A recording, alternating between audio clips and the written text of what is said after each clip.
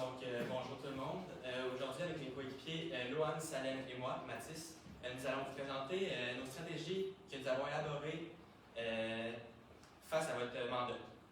Donc, je vais vous laisser, Salem, vous présenter le mandat. Oui, c'est ça. Dans le fond, le mandat que vous nous avez donné, c'était proposer des stratégies qui vont vous permettre de soutenir le développement et la commercialisation de votre nouveau service de vêtements sur mesure pour femmes. Ce que vous avez comme mandat aussi, c'est d'adapter vos expertises que vous aviez déjà par rapport aux vêtements sur mesure pour hommes que vous vendiez. Mais là, c'est ça, vous voulez l'adapter pour votre nouveau service. Ensuite, il fallait aussi définir un positionnement clair et crédible dans un marché compétitif quand même assez grand en ce moment sur le marché des vêtements sur mesure. Aussi, vous nous avez demandé de développer une stratégie pour accélérer l'adoption de nouveaux services par la clientèle féminine du monde des affaires. Ensuite, bien évidemment, il fallait qu'on tienne compte de vos valeurs. Donc, pour qu'est-ce qui est du déroulement de la présentation, on va commencer avec les forces, faiblesses, opportunités et, dans le fond, les menaces. On va suivre avec les stratégies qu'on a pour vous. Ça va étudier des échéanciers, ensuite des dépenses qu'on a prévues pour, dans le fond, nos stratégies, des indicateurs de performance en lien avec les stratégies et de la conclusion, avec le rappel du mandat. Donc, pour ce qui est des forces, nous avons trouvé que votre prise de rendez-vous en ligne pour avoir un rendez-vous directement dans le magasin était une très bonne force pour vous, ce qui est rare chez vos concurrents. De plus, la qualité de votre service et de vos produits sont une de vos plus grandes forces. C'est ce qu'on en a déduit.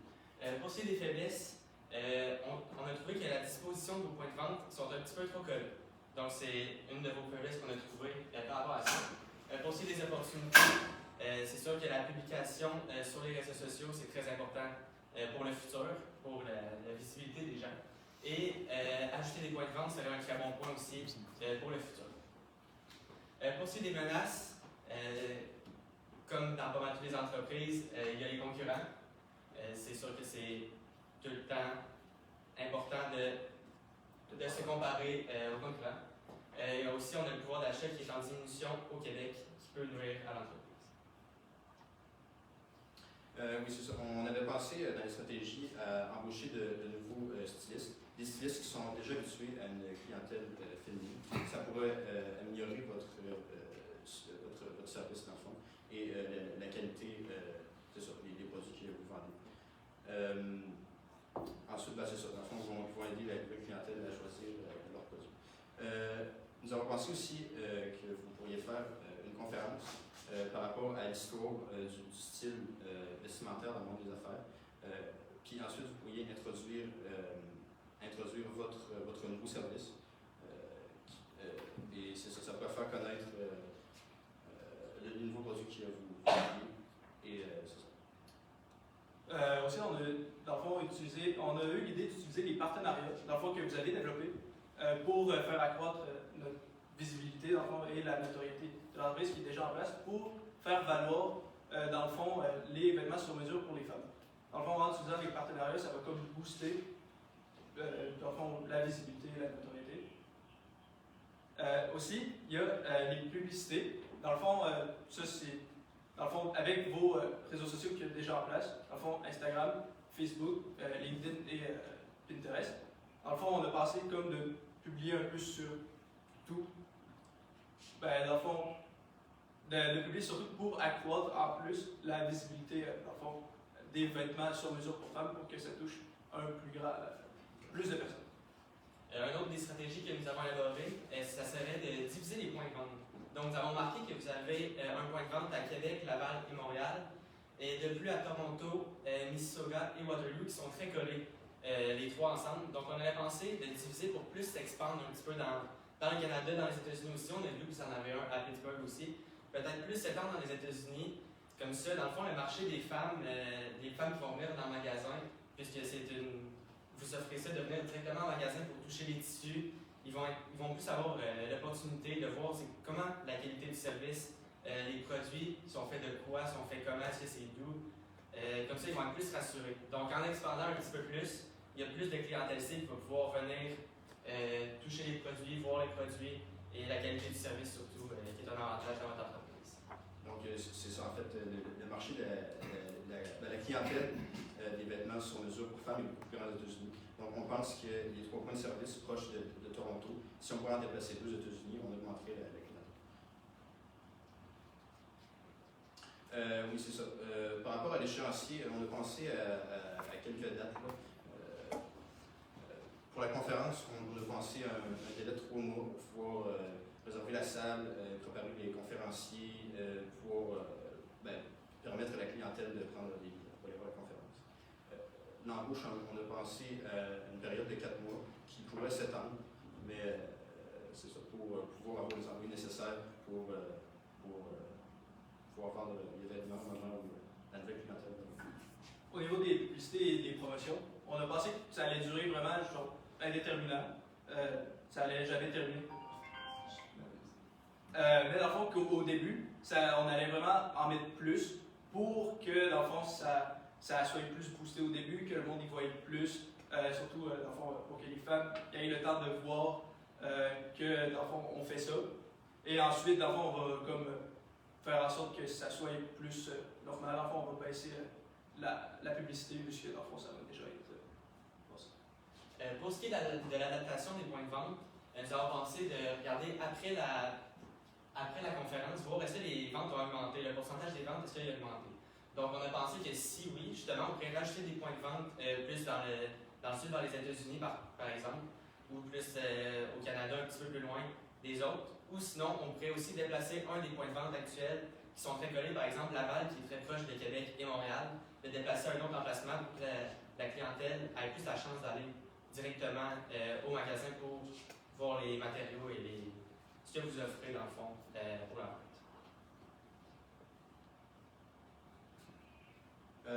Par rapport aux dépenses, on a pensé évidemment aux dépenses par rapport à l'embauche.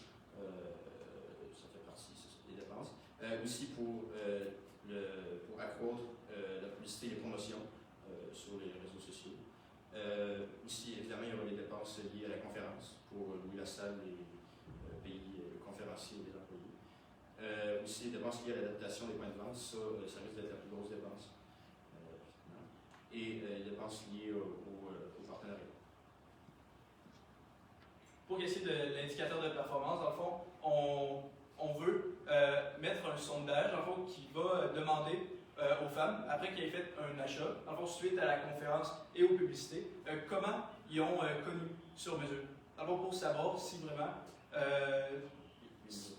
dans le fond, si les mesures qu'ont pris la conférence et les publicités, ça a marché, puis ça a fait en sorte que la clientèle cible, dans le fond, on a réussi à toucher la clientèle cible. Dans le fond aussi, les indicateurs de performance, ce que ça peut faire, c'est après avoir reçu les sondages, voir si ils aiment comment la qualité de service a été. C'est justement avec ça aussi qu'on va pouvoir étendre nos points de vente. Si on voit que ça marche, les clients aiment ça, puis on voit que c'est en venant en magasin qu'ils préfèrent et non en ligne, ben, en disposant nos points de vente ailleurs, ceux qui sont déjà en ligne vont pouvoir, ceux qui faisaient seulement acheter en ligne vont pouvoir aller en magasin et voir que l'expérience est bien meilleure qu'en ligne, en fond. Donc, pour rappeler le mandat, je voudrais rappeler que vous allez demander de trouver des stratégies claires, innovantes et réalistes pour pouvoir permettre de soutenir la commercialisation et le développement du nouveau service de vente de vêtements sur mesure pour femmes. C'est ça. Donc, merci de nous avoir écoutés et j'espère que vous avez aimé nos solutions et que vous allez les prendre en compte. Nous avons hâte de prendre un rendez-vous avec vous pour signer l'entente.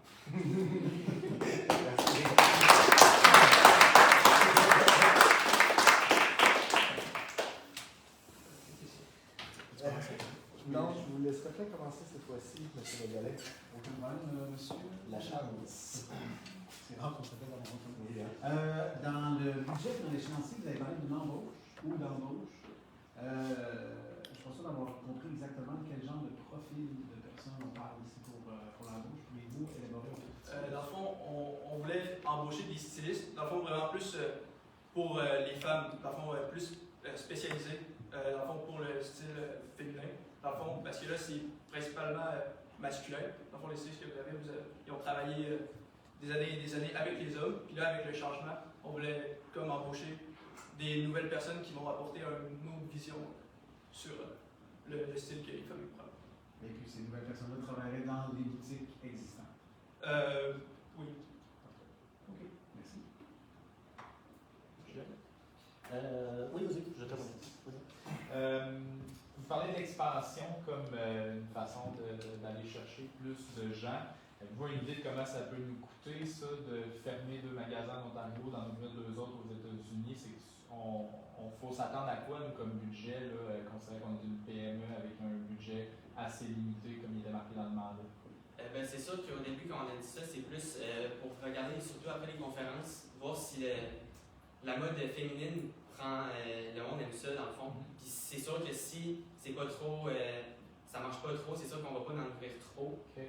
Mais si ça marche beaucoup, c'est là qu'avec ce budget-là, justement, on va pouvoir en ouvrir d'autres. Ou justement, la fermeture de un et le déplacer, ça peut être moins dispendieux un petit peu là, que juste en ouvrir un autre et laisser les autres.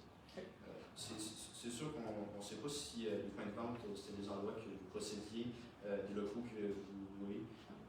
Ça, on ne savait pas. On ne peut pas vraiment prévoir de budget. Là. On a juste prévu les dépenses que vous aviez à faire.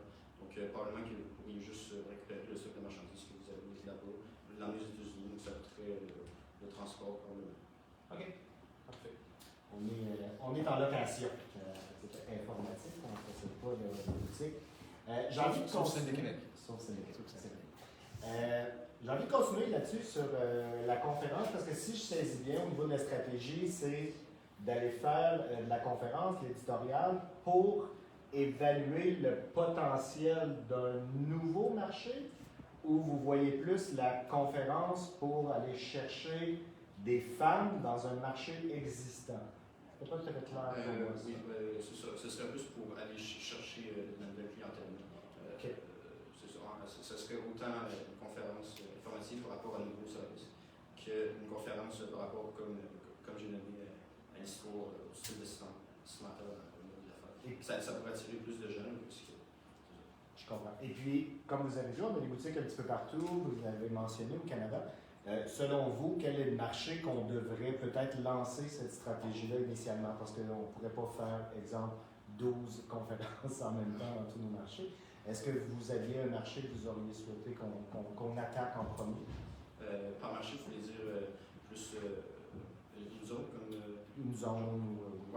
Probablement Toronto, puisque c'est une très grande ville, avec c'est ça, un milieu des affaires très, très développé. Il y a une clientèle quand même grande.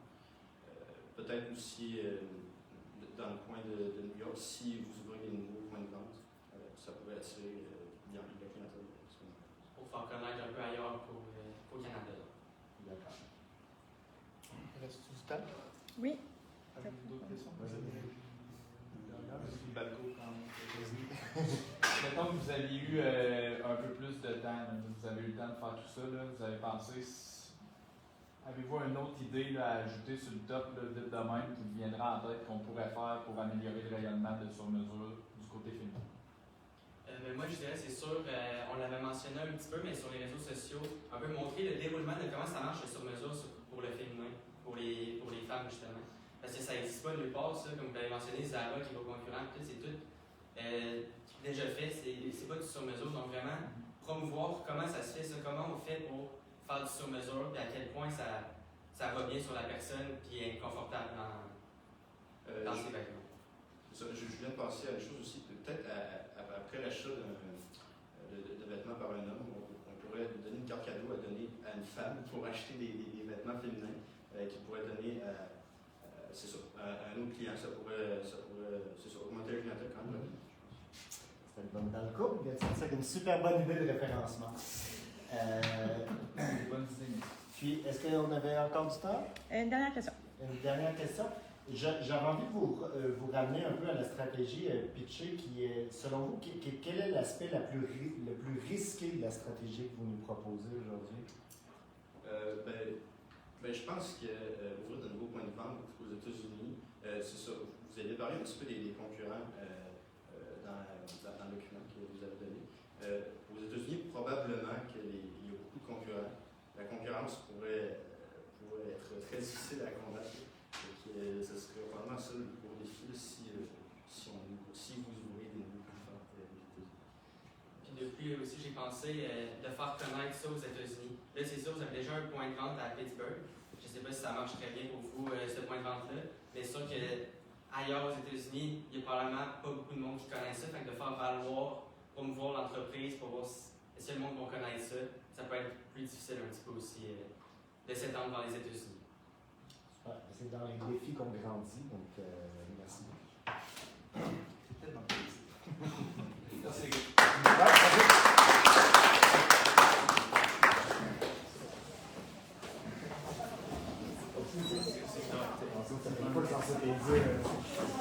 Les gars. Merci.